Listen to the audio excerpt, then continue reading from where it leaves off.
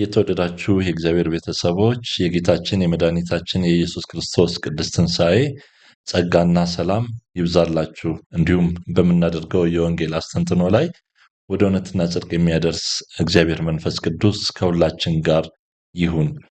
በምንገኝበት የክርስቶስ ትንሣኤ ዘመን ላይ የምናስተውለው አንድ እውነታ ዛሬ የወንጌል ክፍል ላይ የምናገኘው ነጥብ ነው። ይህም ደቀ መዛሙርቱ እምነታቸው ሲፈተን፣ እምነታቸውን ሲጠይቁ፣ እምነታቸው ያዋጣቸው እንደሆን ሲመረምሩ እናስተውላለን። ከዮሐንስ ወንጌል በምዕራፍ 20 ከቁጥር 19 እስከ 31 ላይ የምናገኘውን እውነት ነው። ስለዚህ እምነት በባህሪው ይፈተናል። እንደ ሰው ስንኖረው ይፈተናል። በምንኖረው ውስጣዊ፣ ግላዊ ወይ ደግሞ ማህበራዊ በዙሪያችን በሚከሰቱ ነገሮች ሊሆን ይችላል። እምነታችን የሚጠየቅበት፣ እምነታችንን የምንመረምርበት፣ እምነታችን እንዳልነው የሚፈተንበት አጋጣሚዎች አሉ። ስለዚህ እምነት ይፈተናል።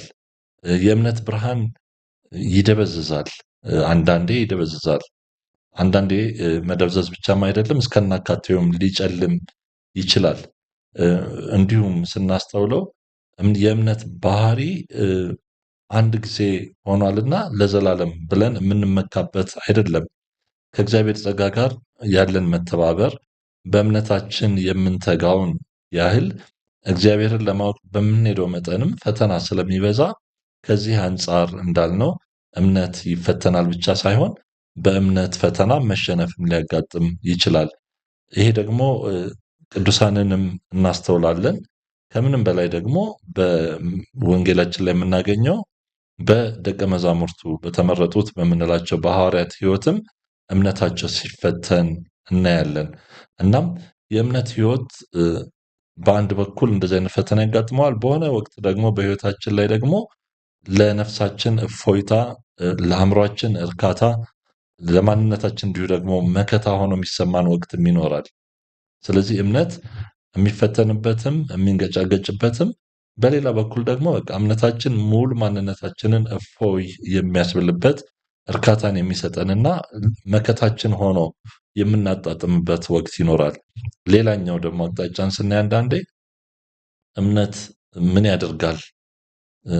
ለእምነት ግዴለሽ ደንታቢስ ህይወት ማሳለፍም ሊመጣ ይችላል። እምነት የለም፣ ለሰው አስፈላጊ አይደለም፣ ያለ እምነት መኖር እችላለሁ ብለንም ደግሞ የምናወራበት የምንለማመድበት ጊዜ ሊኖር ይችላል። ይሄ የእምነት መገለጫዎች፣ የእምነት ባህሪ፣ እምነት በህይወታችን ውስጥ ሊያልፈው የሚችለው ወይ ደግሞ በራሳችን ወይም ደግሞ በሌላም ሰው የታዘብነው እውነታ ሊሆን ይችላል። ግን በዚህ ሁሉ ሂደት ውስጥ አንድ እውነት አለ።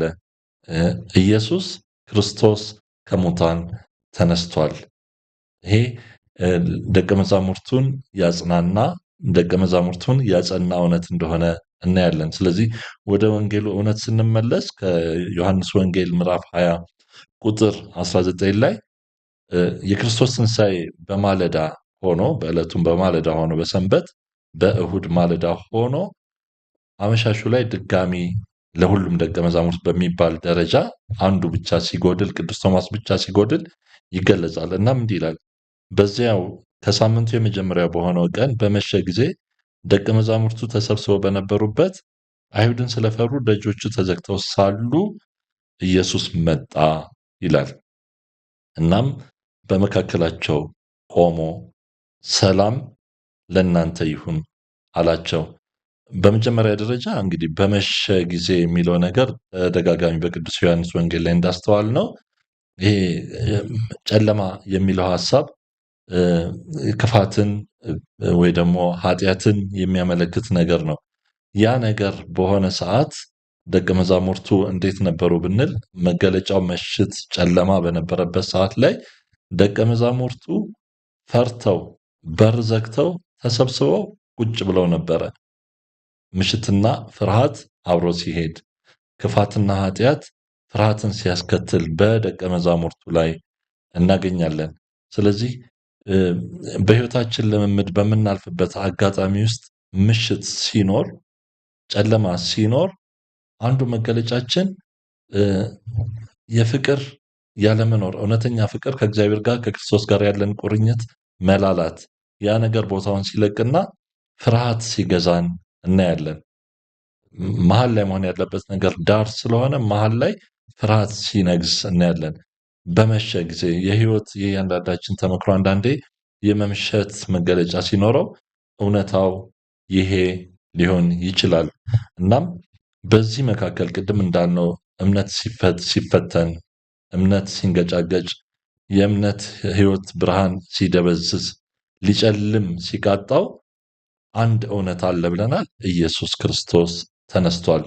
ስለዚህ ኢየሱስ በመካከላቸው ቆሞ መጣ፣ ተከሰተ፣ ተገለጠ። እናም በር ዘግተው ሳለ የሚፈሩበት ብዙ ምክንያት አላቸው። ደቀ መዛሙርቱ ለመፍራት ከውጭ ያለው እዚህ ጋር እንደውም ይላል ፈሪሳውያንን ፈርተው ምናልባት የሮማውያንን ወታደሮች ፈርተው ከክርስቶስ በኋላ ዘመቻው ወደ ደቀ መዛሙርቱ ስለሚቀጥል ለመፍራት ብዙ ምክንያት እንደ ሰው ካየነው ነበራቸውና በር ዘግተዋል። ፍርሃት ሲኖር ጨለማ ሲሆን መዝጋት እንደዛ ነገር ያጋጥማል። የልብን በር የህይወትን አኗኗር ለጸጋ መዝጋትን ሊያመለክት ይችላል። እናም ኢየሱስ ከቅድስት ትንሣኤ በኋላ ከተነሳ በኋላ ወደ እነዚህ ደቀ መዛሙርት ይመጣል። አልመረጠም። ሁሉም በተሰበሰቡበት ታማኝ ማን ነበረ? በመስቀሌ ጊዜ በስቃዬ ጊዜ ጠላቶች እንደዚህ ሲያደርጉኝ፣ ጠላቶች በእኛ አገላለጽ እንደዚህ ሲያደርጉኝ የካዱኝ እነማን ነበሩ? የሮጡት እነማን ነበሩ? ከአንዴም ብዙ ጊዜ ደጋግሞ የካዱኝ እነማን ነበሩ ሳይል ሊበቀላቸው ሊያሸማቅቃቸው አልመጣም። እናም በመካከላቸው ቆሞ ሰላም ለእናንተ ይሁን አላቸው።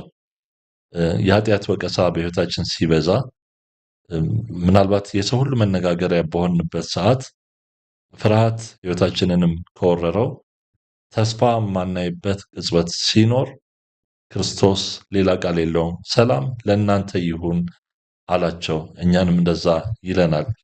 እናም ይሄኛውን ነገር ስናይ የራሱ አገላለጹን ካየነው በር ዘግተው ሳሉ በመካከላቸው ቆሞ በጨለመ ሰዓት ፍርሃት በወረራቸው ሰዓት ኢየሱስ ቆመዋል። በዛ ሰዓት የሞተ የተቀበረ ኢየሱስ አይደለም የሚነግረን እዚህ ላይ። ደቀ መዛሙርቱ እንደዛ ሲሆኑ ኢየሱስም ሞቶ ነበር አይደለም የሚለን፣ መቃብር ተዳፍኖበት ነበር አይደለም የሚለን።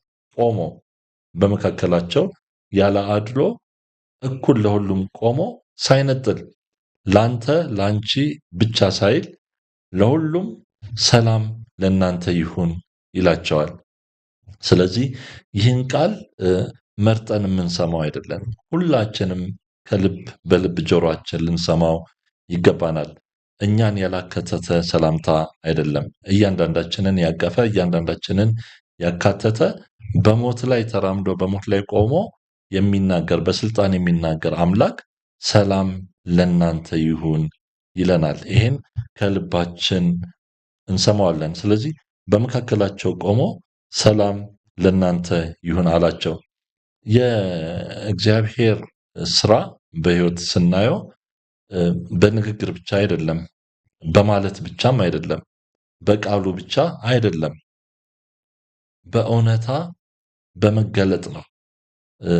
ስጋዬን ለእናንተ ደህንነት ለዘላለማዊ ደህንነት ሲል አሳልፌ እሰጣለሁ እንካችሁ ያለ ክርስቶስ ሰላም ለእናንተ ይሁን ካላቸው በኋላ ይህንንም ብሎ እጆቹንም ጎኑንም አሳያቸው፣ ስጋውን አሳያቸው፣ ስጋ ደሙን አሳያቸው። ከቃሌም ቀጥሎ እንካችሁ ይኸውላችሁ ይላቸዋል። ቃል እንደገባላቸው ስጋውንና ደሙን ያሳያቸዋል። ጎኑን እጆቹንም አሳያቸው።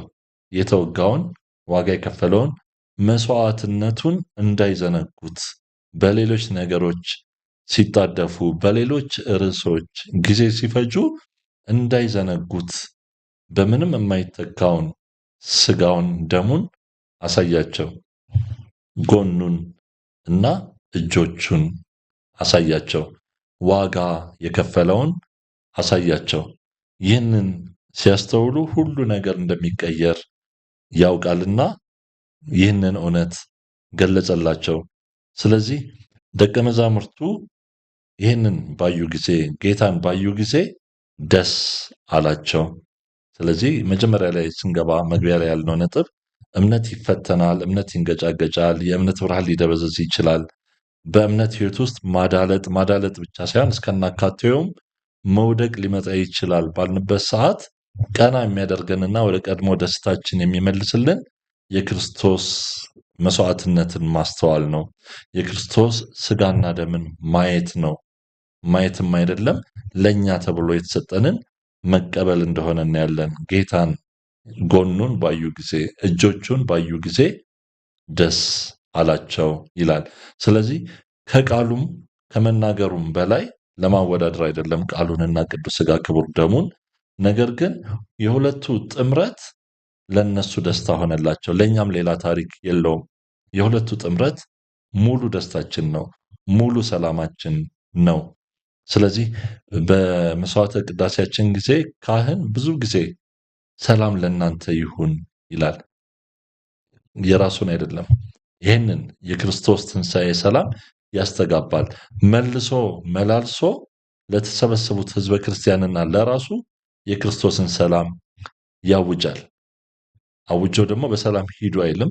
ድጋሚ ክርስቶስ በካህን ማንነት ውስጥ ሆኖ ይህንን ጎኑን፣ ይህንን እጆቹን፣ የተወጉት የእግሮቹን እውነታ ለሕዝበ ክርስቲያን በስጋና ደሙ ያቀርባል።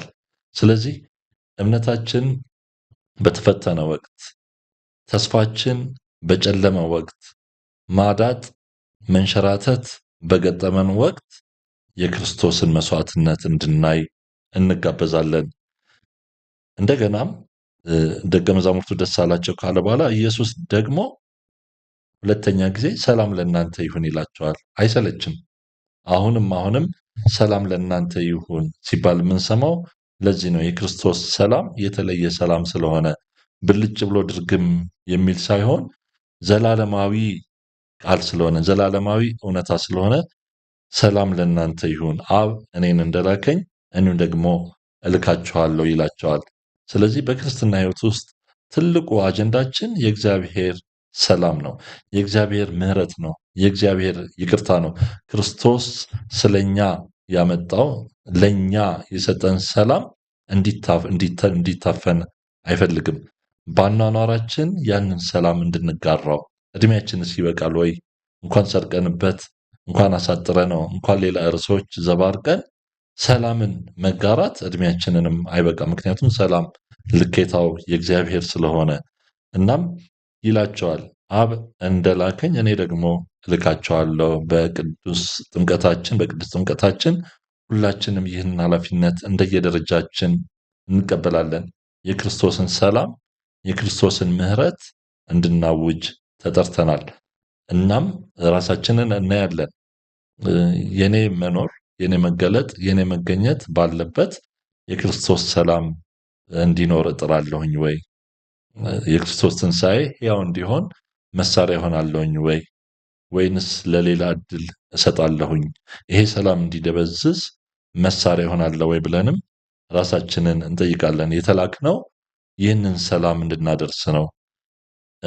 አብ እንደላከኝ እኔም ደግሞ እልካችኋለሁ አለባቸው አልና መንፈስ ቅዱስን ተቀበሉ፣ ኃጢአታቸውን ይቅር ያላችሁላቸው ይቅር ይባልላቸዋል፣ ይቅር ያላላችሁላቸው ደግሞ ይያዝባቸዋል፣ ተይዞባቸዋል አላቸው።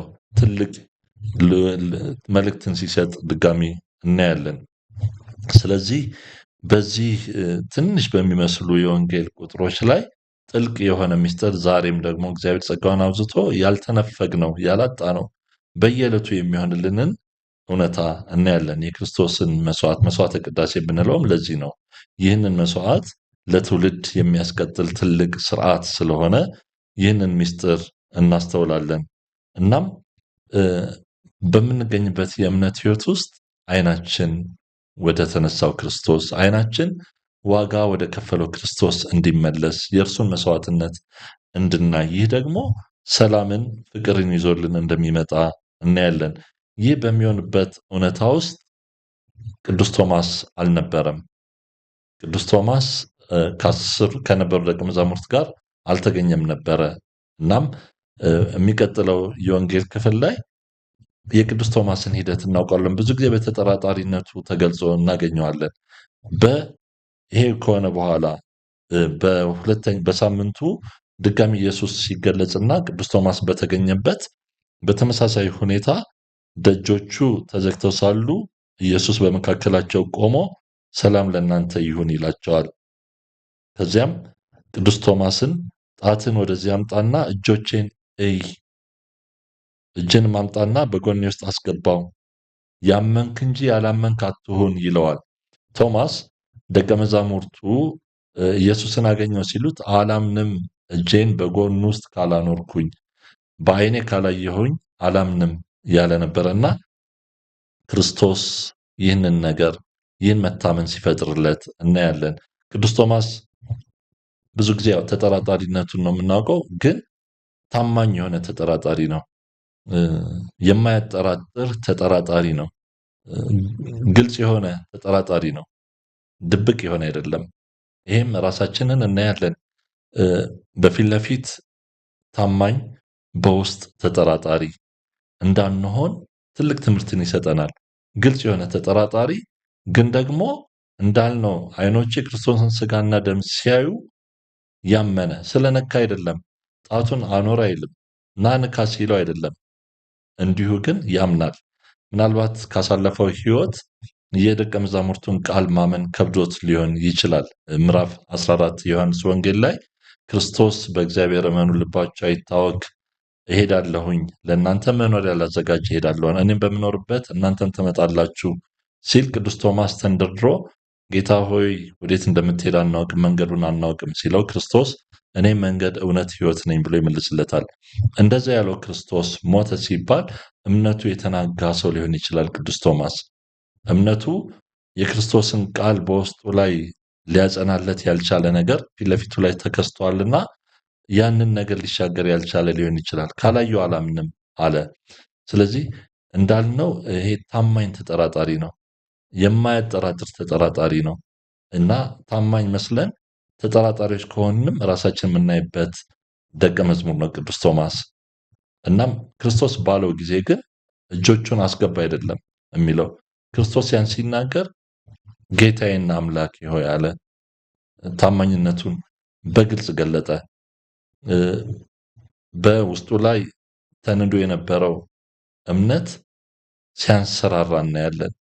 አሁንም እንዳልነው ክርስቶስ ማንነቱን ሲያሳየው፣ ስጋውን ወደሙን ሲያሳየው ማለት በምንችልበት አገላለጽ ቅዱስ ቶማስ ጌታዬ አምላኬ አለ።